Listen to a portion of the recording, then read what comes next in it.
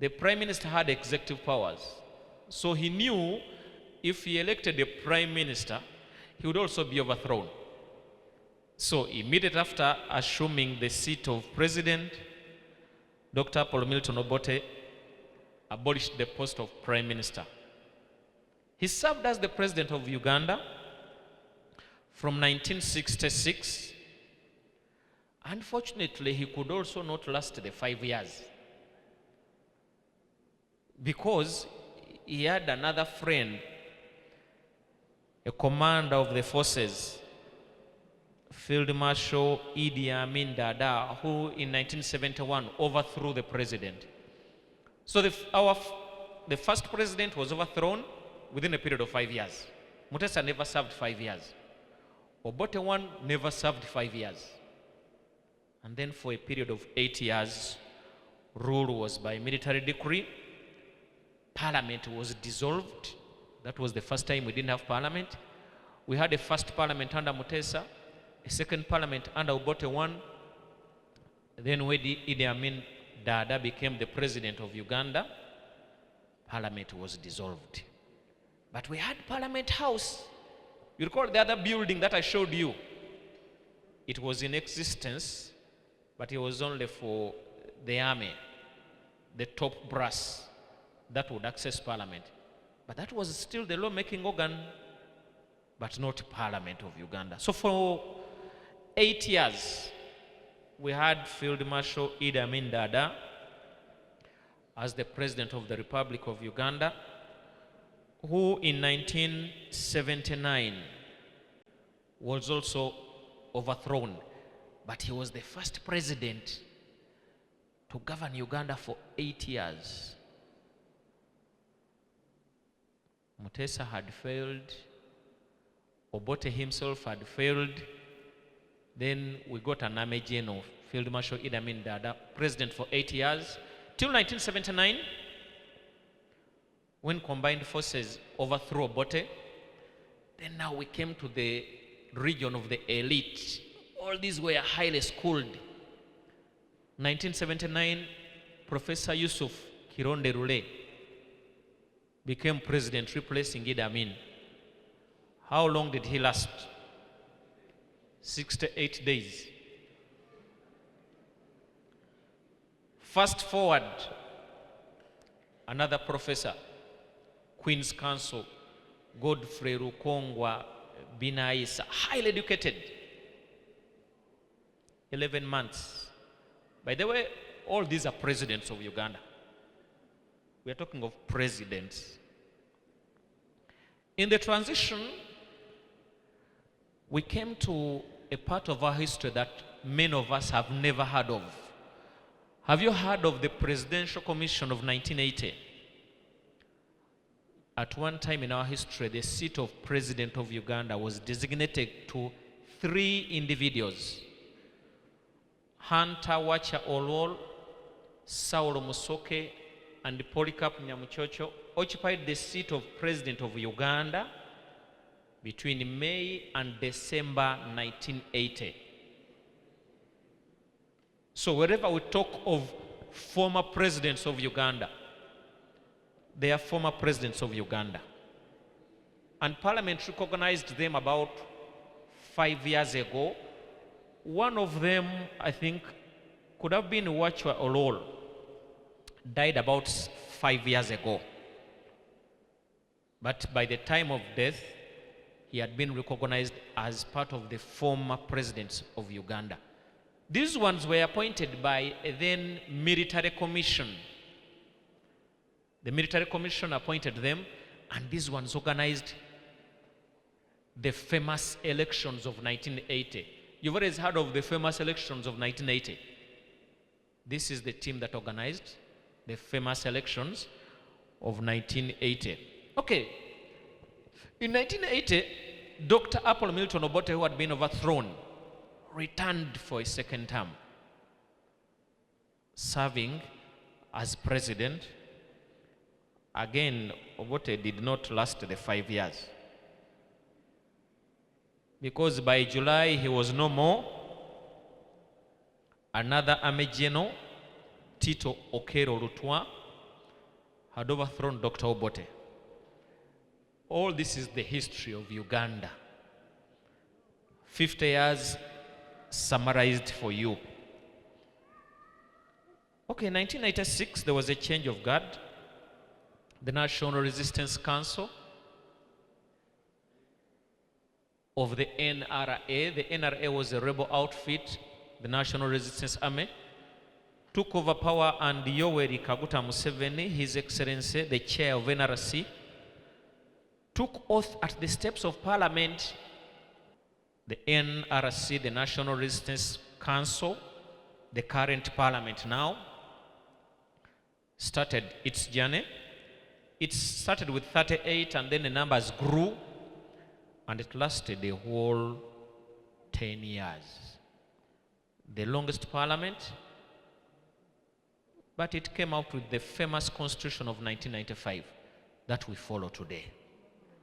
So from 1985, with the new Constitution, we started our journey of a new parliament. The Constitution says we have elections every year, every 5 years. So this is the run. 1986, we had elections.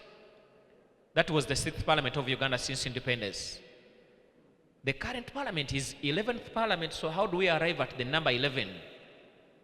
That's where the count now comes from.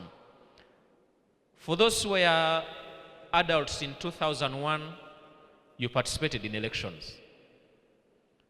After 5 years, 2006, following a constitutional command, we had elections. And for those who participated in that election, you elected members to the 11th parliament. So the current parliament of Uganda is called the 11th parliament of Uganda. That's where we are today. So since 1962, we've had a total of 11 parliaments, okay? And then 8 years without parliament. Have you seen that gentleman before? Yes, the late Right Honorable Jacob Olanya Lokori. He was elected the Speaker of the 11th Parliament. He passed on. May his soul rest in eternal peace. Replaced by Right Honorable Anita Annette Among, who is the current Speaker of the 11th Parliament. With Right Honorable Thomas Taiwa. I think you've seen all these people. Yeah, Right Honorable Thomas Taiwa is the Deputy Speaker of the 11th Parliament. And then in parliamentary practice, we shall look at the kingpins in Parliament. That is our composition. 557 members of Parliament. Yes, it's a quite small Parliament. If we look at our population of over 40 plus million, the number of districts of Uganda today, 146. The Constitution says every district of Uganda must be represented by one woman representative. For those of you who will discuss affirmative action at some stage, that is one of the affirmative action avenues. A representation of women for every district of Uganda, 146. The UPDF, the National Army, has 10 representatives. Then affirmative action for the youth, 5. PWDs, 5. Workers, 5. The elderly persons, 5. And then the ex-officials. Who are the ex-officials? Persons appointed by the president to serve as ministers, and they don't hold a constituency. They come to Parliament as ex-official members of Parliament. Okay? Look at the First Lady. The First Lady no longer holds a constituency. She used to be a member of Parliament for Ruhama, but she didn't stand for election again. The Attorney General. We have 28 of them. They're ex-official members of Parliament. So that is our composition of Parliament today. 57 members of parliament. That's the Parliament House, the plenary. We shall visit it tomorrow. It's a small space, but we struggle to squeeze 557 members of parliament into that space. Parliament is multi-party. We have two sides of the house. One side is the government side, which is to the right hand of the speaker, and the Prime Minister and leader of government business is Right Honorable Nabanja, and the opposition side. So when you come to Parliament, you might have a chance to meet the leader of the opposition. All parties in Parliament, other than the NRM, other than the party in government, are commanded by the leader of the opposition. The visits to Parliament are free of charge. You don't pay. It's been a pleasure speaking to you. Apologies for taking up all your time. Thank you so much. Let's meet at Parliament on Friday. So at this particular point, before we go ahead to have our guest speaker and our chief guest, we are going to have the HM of this mighty school that is hosting us to officially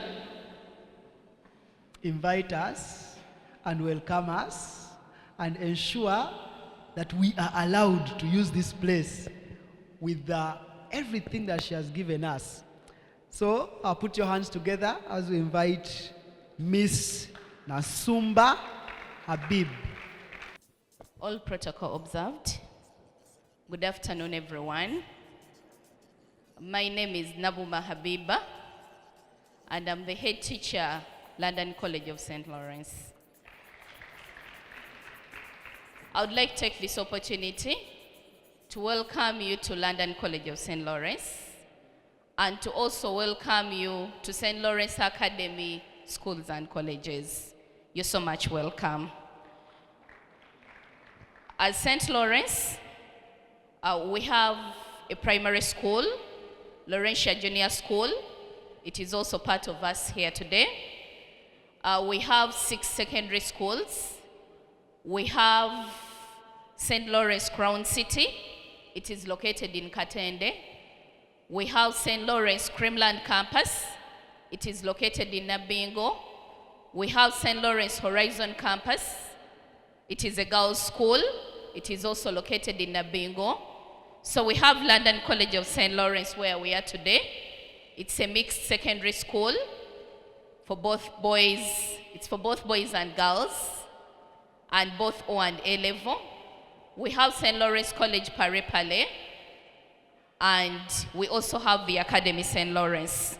So I take this opportunity to also inform you that at St. Lawrence we also have a university called St. Lawrence University. So I take this opportunity to welcome you to St. Lawrence Fraternity. I would like to take this privilege to appreciate the National Debate Council. Thank you so much for giving us this opportunity to be your partners as you are educating the young people. Thank you so much, and let us give a very big applause to the National Debate Council. I would like to also take the opportunity to appreciate the coaches and the judges, among which I believe many of them are teachers. I would like to thank you, dear colleagues, for educating the nation. Thank you so much, and for also following up on this humble cause of creating our future leaders. So thank you so much, colleagues, for the efforts you're doing in the lives of the young people. So I would like to inform the students that are here today that you're lucky people to be part of the debate clubs of your schools. You're lucky people to be part of this championship today. I would like to inform you that this should not be an opportunity taken for granted. All this is done to educate the future of Uganda. I'll, in a special way, wish to appreciate the Office of the IG. Thank you so much for extending this opportunity to the learners. I would very much wish to appreciate the Parliament of Uganda. Thank you so much for giving us an opportunity to always come and know what happens within our country. And I would also like to appreciate all the sponsors that have stood to make sure that this championship becomes a success. As I conclude, I would once again wish to welcome you to St. Lawrence Fraternity. I would once again wish to welcome you to London College of St. Lawrence. Please feel at home. Thank you so much. Let me take this opportunity to invite our guest speaker today, Mr. Robert Mukobi from the Anti-Corruption, who works in anti-corruption and integrity as an advisor. Thank you so much. Mr. Mukobi, you're welcome.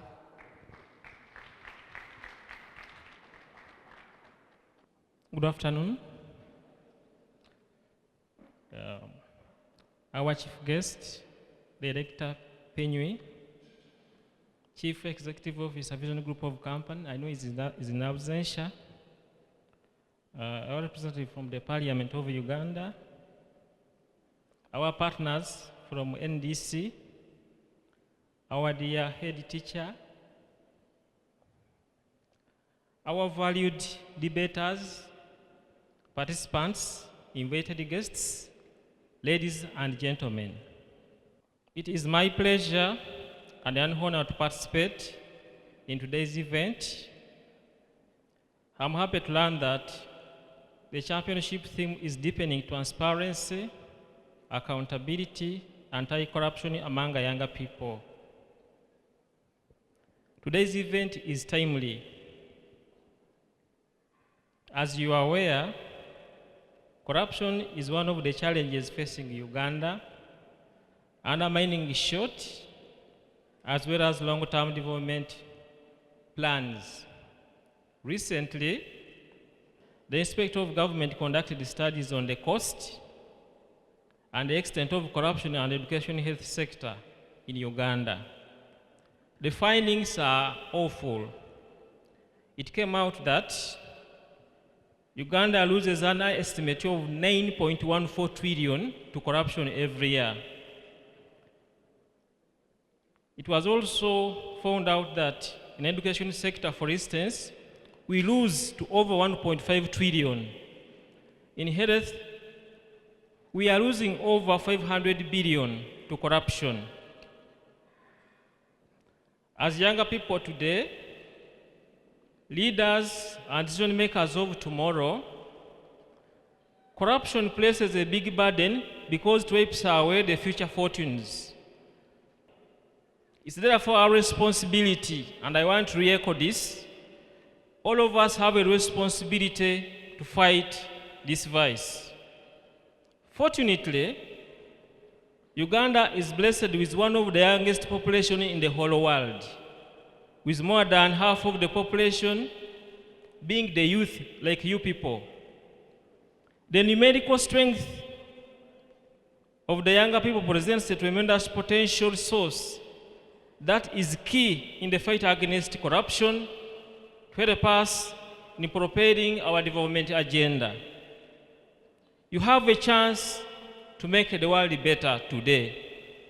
The future depends on you and your choices that you are going to make today, tomorrow, in tackling corruption in your schools, communities, and the country at large. GIZ, through governance and civil society program, has been working with the Office of the Auditor General, the Inspector of Government, and Public Procurement and Disposal of Public Asset Authority, what you call PPDA, through a collaborative effort to improve coordination, harness synergies to strengthen accountability in the fight against corruption. I'm happy to note that since 2019, Njsdc has been working with National Debate Council on the topic of transparency, accountability, anti-corruption, and many other interesting activities. We have been able to reach out to many of you, many students, many schools, many communities, wherever we are coming from, as we endeavor to deepen transparency, accountability, and anti-corruption. As Njsdc, we are committed to supporting these initiatives.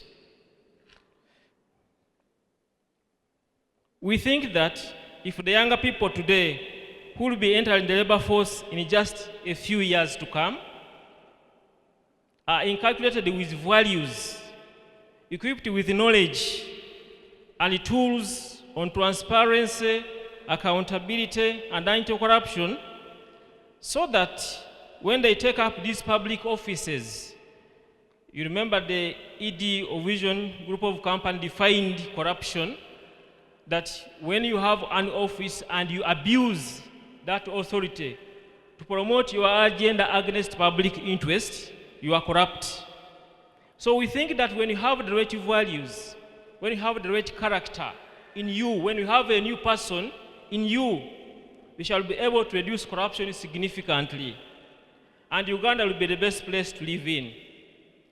So we are here to ensure that we prepare ourselves that when we take over offices tomorrow, we are the right people who will be representing us in the Parliament of Uganda, in local councils, as ministers, as ambassadors. And you'll be able to promote public interest. This is a noble call for all of us and for you people who are here, who are young. This country belongs to the young people. It belongs to you. And you can make it or you can break it. So it is imperative that we cherish the values of honest, integrity. We need to be accountable. We need to be transparent. And whatever you do, you must reflect our Uganda motto, for God and my country.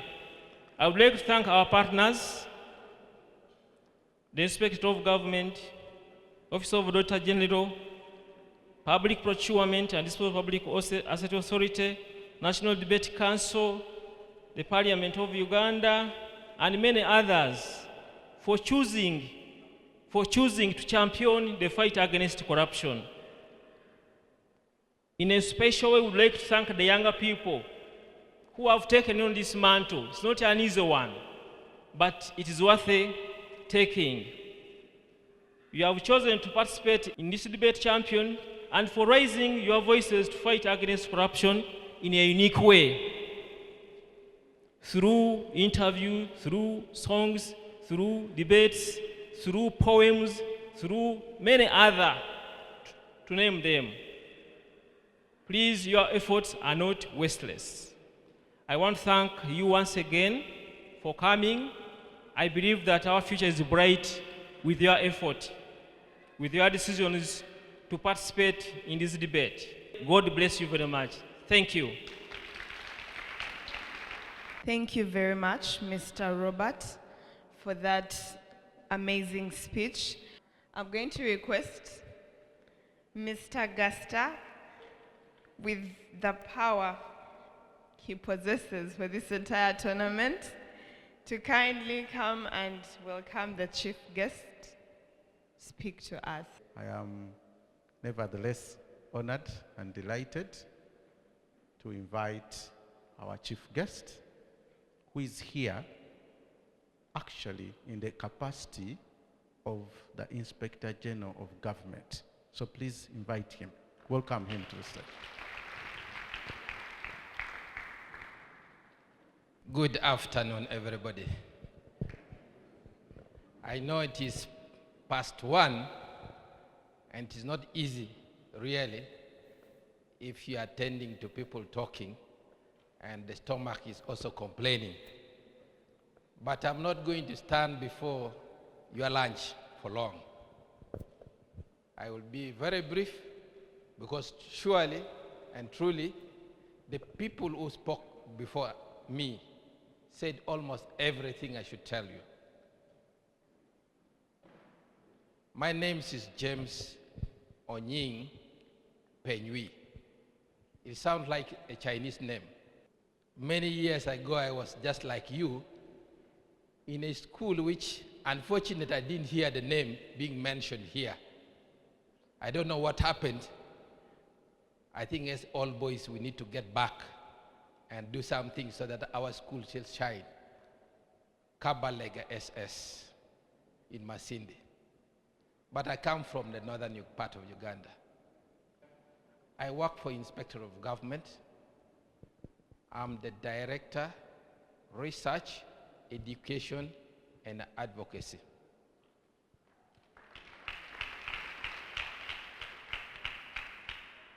I've worked for that institution since 1999. And I'm actually the longest serving director in the Inspector of Government.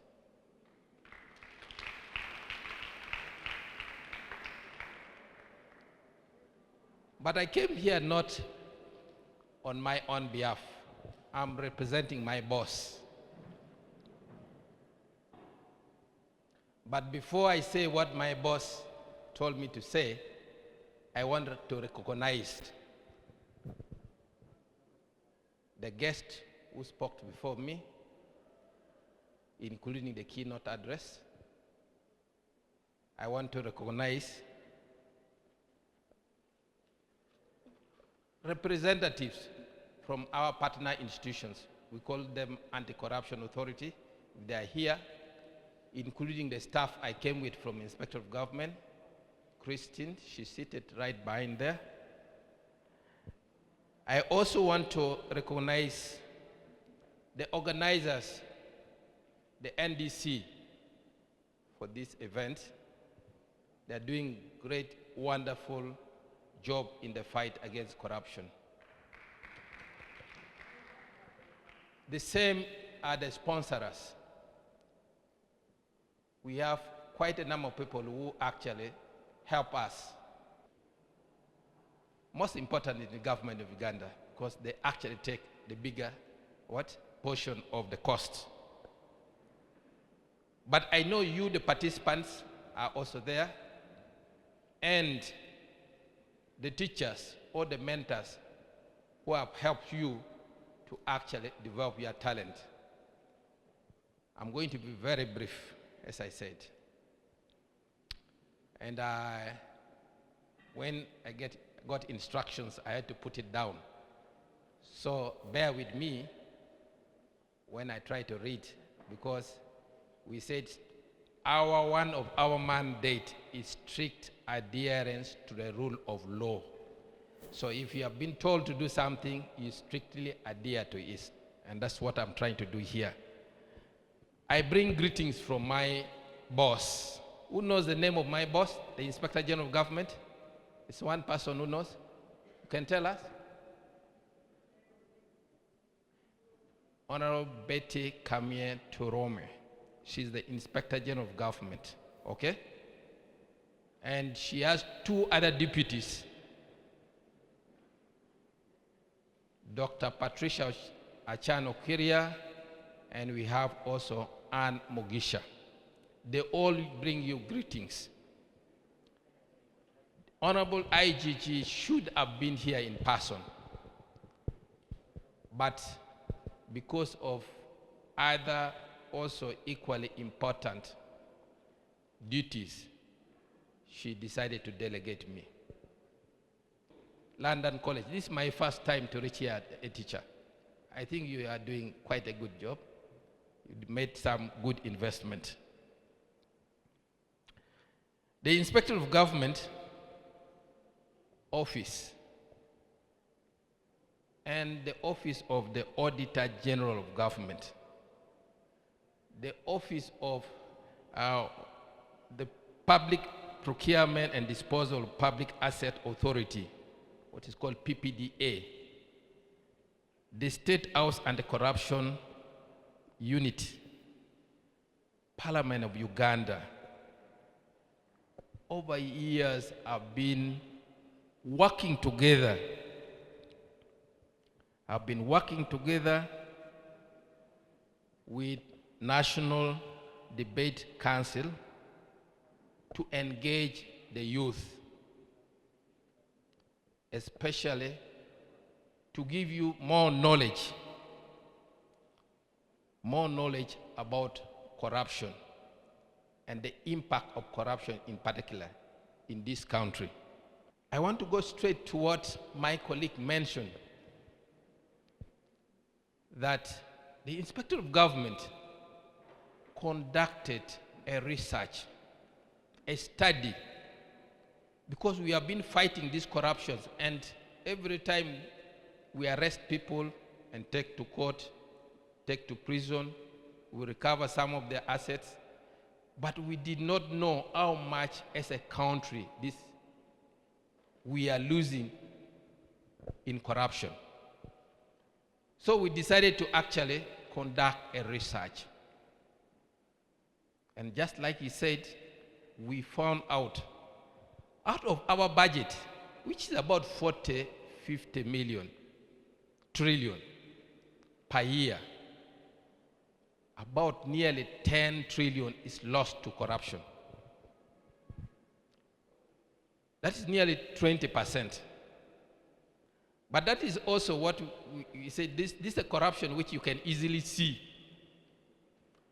There are other corruption which you cannot see. For instance,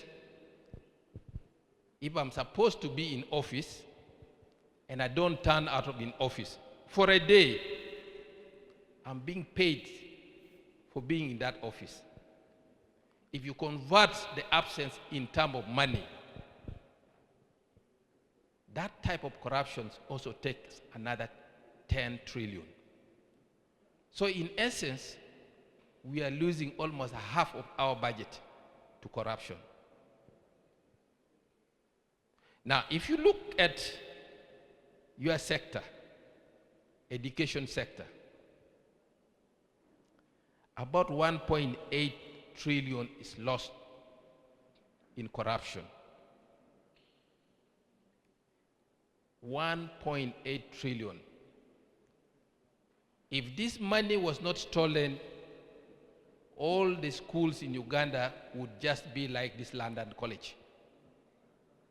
Would have infrastructure like this, but we are losing it every year. What are we saying here? You go to school, right? You have teachers, okay? Do you know that some of the teachers teaching you are not qualified? They have papers which is produced from a street in Kampala, and they got a job using that paper. They did not study. That means they don't have the skill to teach. No wonder when exams comes, there's a big disparity between performance of different schools. Because if all these teachers had gone to the school and learned the same thing, the results would be fairly the same. The same people are not only at school. The same people have got jobs in other places. They're in hospital. A person who is not qualified is the one treating our people, is the one treating you. Because he got the job using a forged paper. You can see how bad this is. Even in Parliament, Our MPs, not all of them won that seat because of their competence. Many of them paid bribe to reach there. At the end of the day, what took them there? Legislation, talking, they cannot.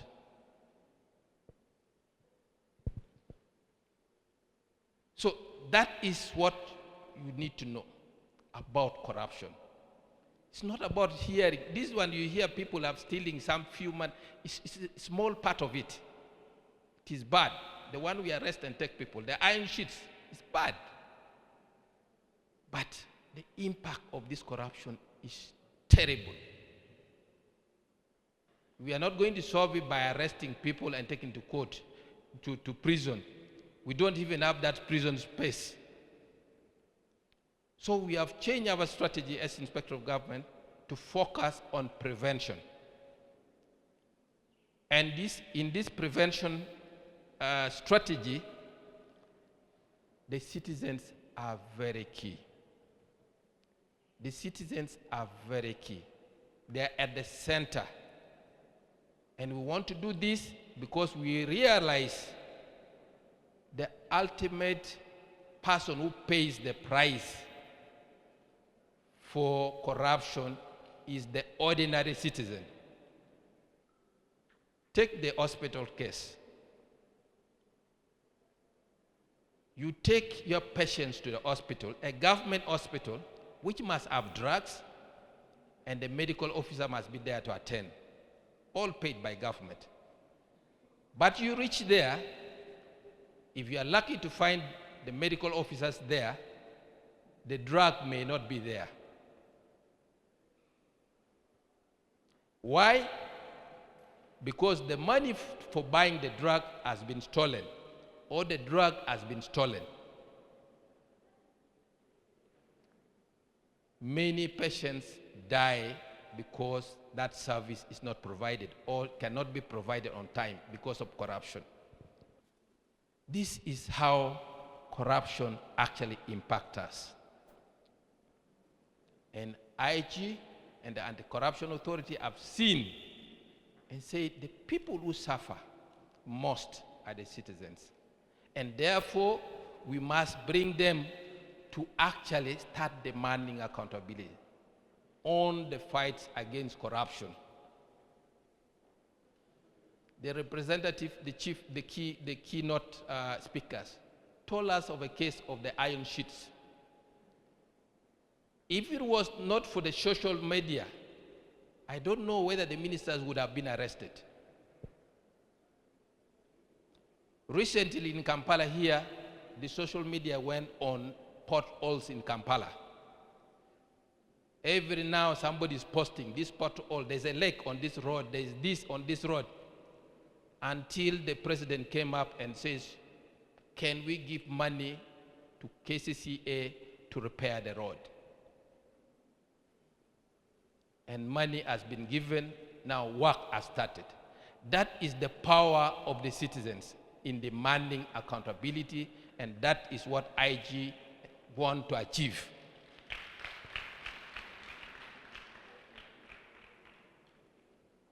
But we notice also that debates builds capacity of young people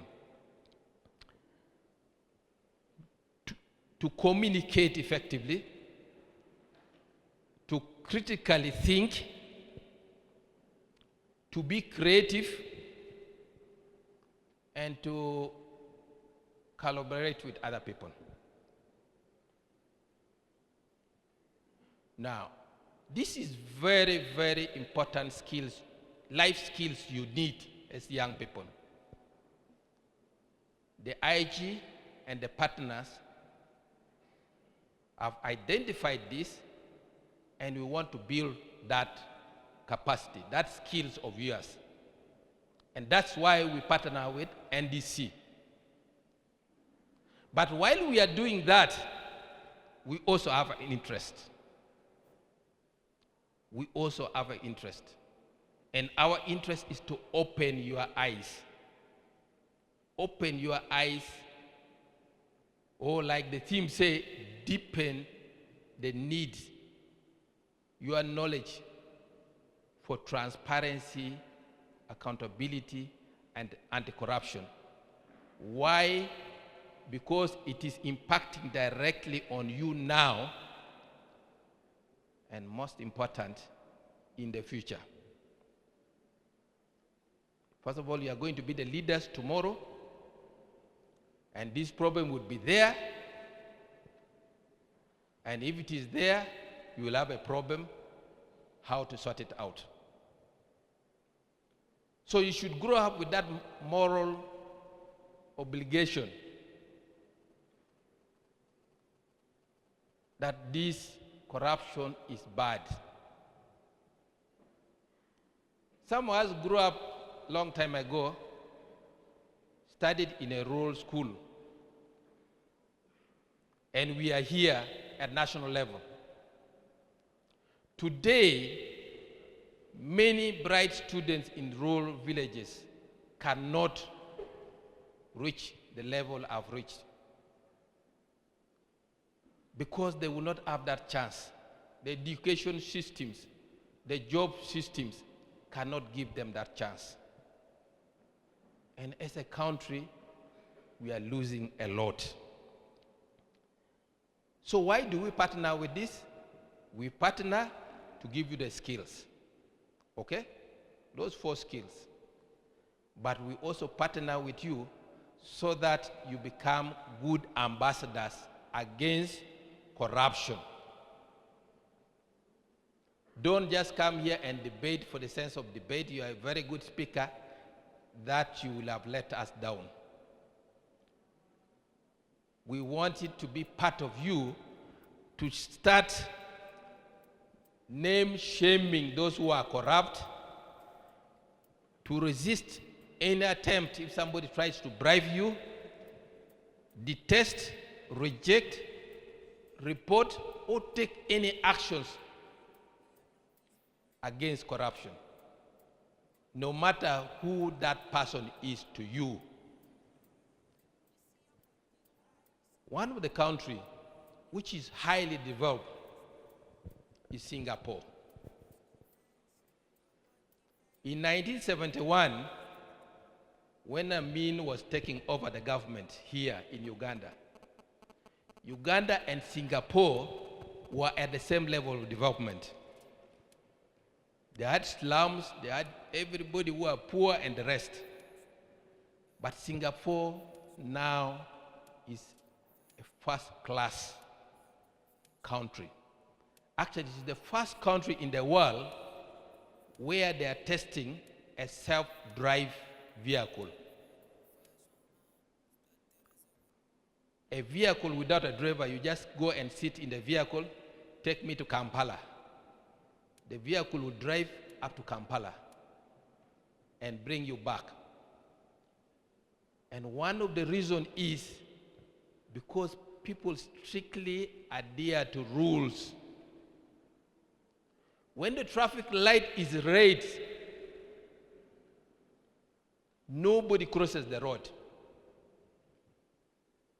Even if there is no vehicle coming, nobody will step and cross the road until it turns green for you to walk, then you walk cross. That is how strict they adhere to what? The laws.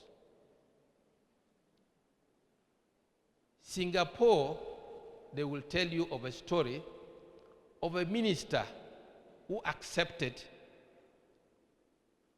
to get ticket to travel somewhere. He did not even get actual money. A business person says, I offer you transport to go. And he accepted. When he came back and these things actually came out, he went to his home and the children and the wife says, Daddy, we are sorry you are not entering our house. Why? You are a corrupt person. Have you heard anybody in Uganda saying that? When daddy comes back with a big car, do you ask where do you get the money from? That is what we need to start doing if we want to clean our country. If we want to be like Singapore, we have to resist, reject, condemn anybody, whether it is your son, whether it is your mother, whether it is your father. Period. Corruption is corruption. Because what you are stealing here is going to affect another person. And you never know, that person might be your relative. Once again, and as I conclude, I want to inform you that the IG, with partnership of OAG, PPDA, GIZ, published a book,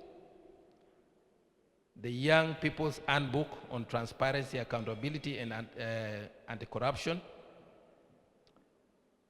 And it is aimed at benefiting you young generations to better understand and get involved and advocate for good governance within your community and country at large. This book is available with the Inspector of Government. I am not sure whether it is one of the books you have got, but if it is not, we can always get to you. It is that, yeah. So please make use of it. I could give you more information. I also want to implore the Nsdc and all participants, you participants, all the sponsors, the guests,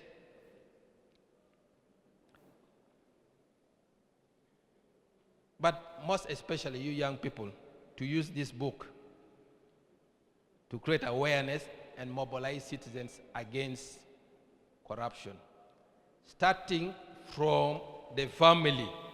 Okay, start with yourself, the next is your family. Challenge them.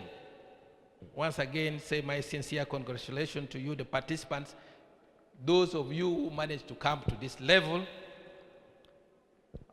both the schools and the students and the teachers and the mentors, and of course, Nsdc for organizing it. Congratulations. I really don't have much to say. I would want to end here. But one of my other duty is not only just to make the speech. The other duty is to declare that the 11th National Speech and Debate Championship is officially opened.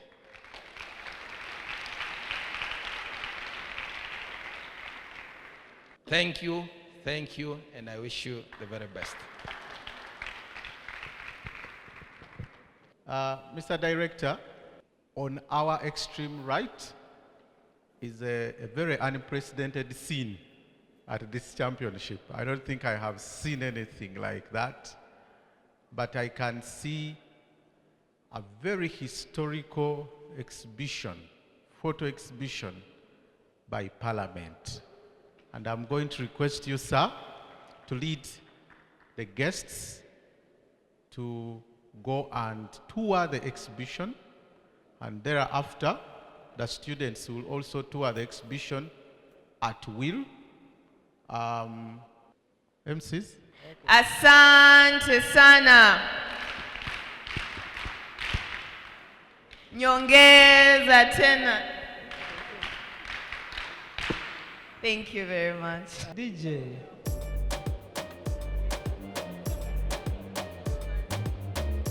The negators come here talking about, they asked a POI, which is going to also be part of my rebuttals, as I'm rebutting now. They asked the POI of how is it affordable to the poor, right? First of all, and they also talk of how it won't be affordable in their speech, as the first negator mentioned. So in terms of rebuttal, here the mandatory health insurance policy shall be brought out by the government, because it's only the government that has the right to make something mandatory. With that, it is also the government that is going to cover the remaining cost. For we as the citizens have paid enough tax. Our tax is enough to cover the remaining percentage of the money those poor people could not afford to pay. In other words, they talk of how the right of choice is necessary. We as well come about and tell you, if a person was to face money and death, which one would they choose? They would rather take life than die, right? So, in other words, this health insurance policy is going to come and benefit them not to die by setting aside money for future use. In other words, the first farmer comes talking of how this health insurance policy will make access of health better. In this term, we all mean, like we as our farmers mean, those poor people who couldn't afford going to hospital day by day without enough money in their pocket are able to go knowing that I have saved enough money. I have paid my insurance to make sure that I am able to get treatment, even for the lowest kind of disease called cough. They can be treated. In other words, it serves the person in a future, in a long-term way. We also talk of, we as the farmers also talk of it catering for the poor, as I mentioned in the first point. It also, with that being said, it reduces on the rate of corruption in the health sector, since the main issue is also corruption as the topic, as the theme of this entire competition is. The corruption we are talking of is doctors asking for bribes, but that will not happen because people have already set aside money that is meant to cover all their medical fees, meaning the doctors have no way of asking for bribes. Hence, and if they did, it will lead to problems because they have to be taken accountable for the crime they've committed, which is corruption. With that being said, I'll talk it later. If all this is done, other countries will see the benefit of investing in Uganda and putting more donations to support this policy. For it will have embettered people, it would have embettered people's life, and it would have shown the positive reaction the government has to protecting a person's life. Could you please prove to the House of today the reliability, innovativity, and how user-friendly is this policy of yours? The reliability, how use-friendly, and innovativity, right?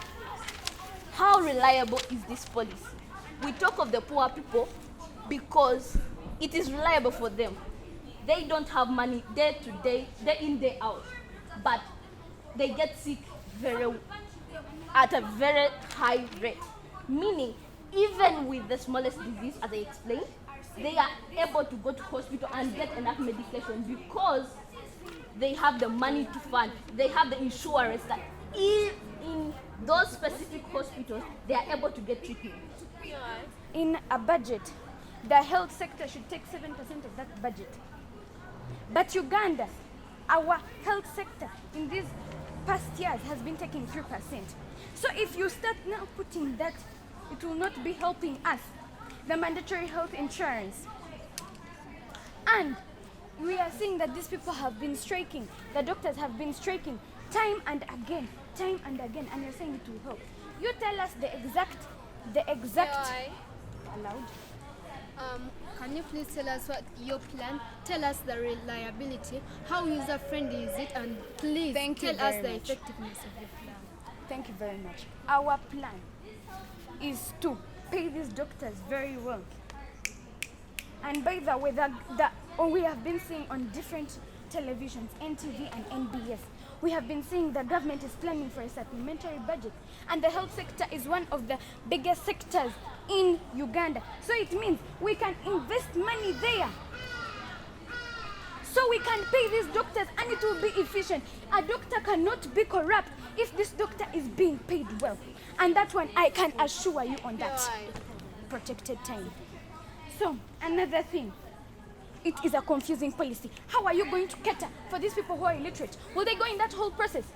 You have not told us the process you go through when you're getting the health insurance. You haven't told us.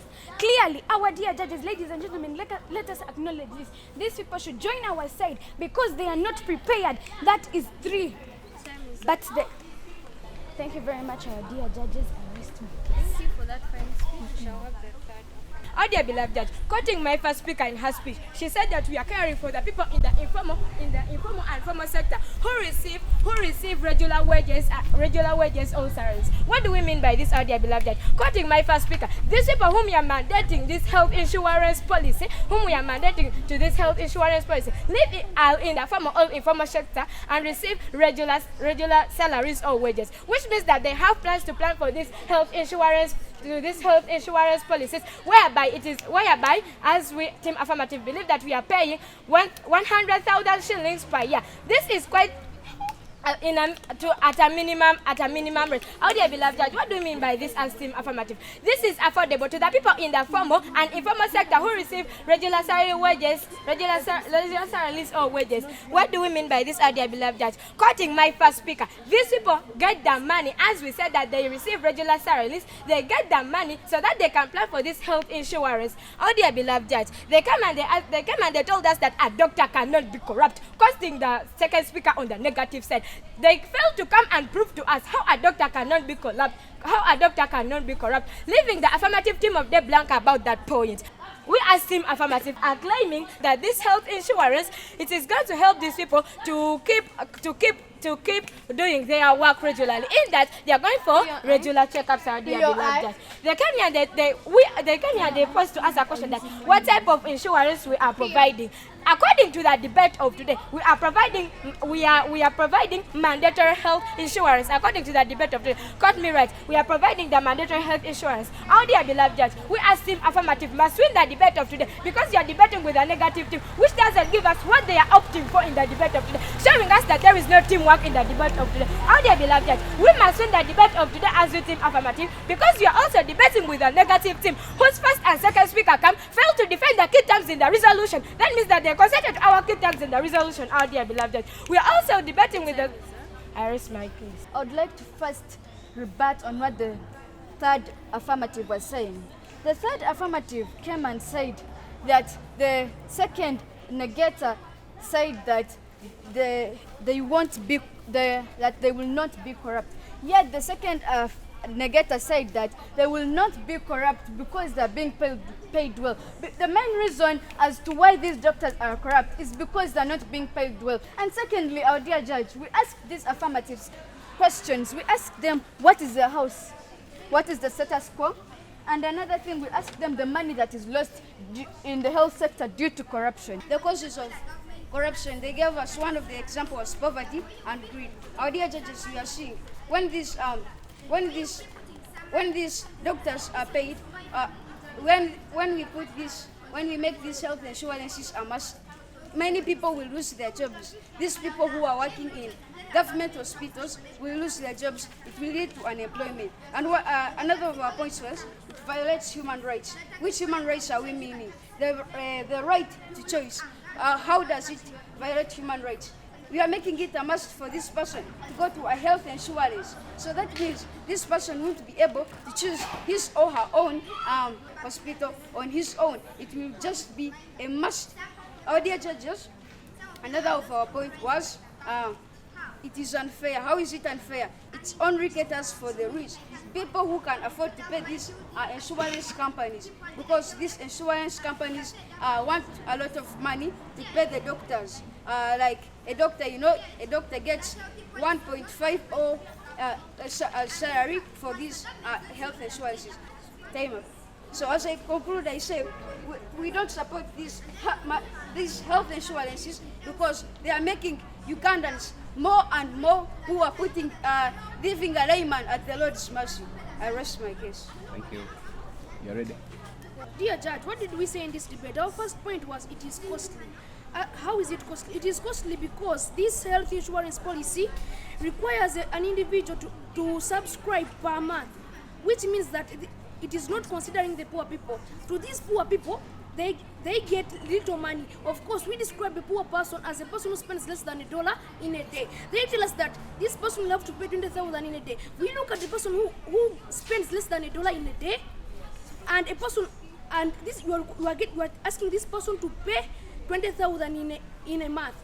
We see that this person has to buy food, clothes, and in short form, basic needs. We see that this person won't have enough money to pay for this health insurance policy.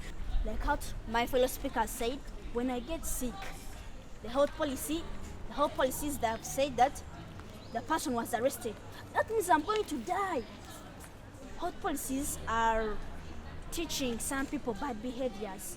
Like I can say, let me do this, even though I have anything, another thing can also come and say, no, let me cut my hand. Time up. Thank you, panel. Reply speech from affirmative. When we give these people health policies, we are trying to save lives. This is our agency to save lives. So Team Negators was all like the government, these insurance companies may try to, they may not even exist, which will lead to fraud. So the government would have made critical research about these insurance companies. They cannot just give out to any random people or any new company. They would have made critical research. They're not careless people. They are sane people. And then when they're giving you this insurance policy, they tend to realize that you are a sane person. You understand. When I mean you're sane, that means your mind is sound. You're not crazy. But if at all you're regarded to be a person who has a sane mind, you cannot go and endanger your life, because you know what a life, the matter of a life, you know what responsibilities, you know that you're sane. That means you should keep your life because it's your priority. So they cannot give insurance to someone that is insane. They automatically give this to a sane person. That's why there is no way you're going to tell me there is going to be carelessness.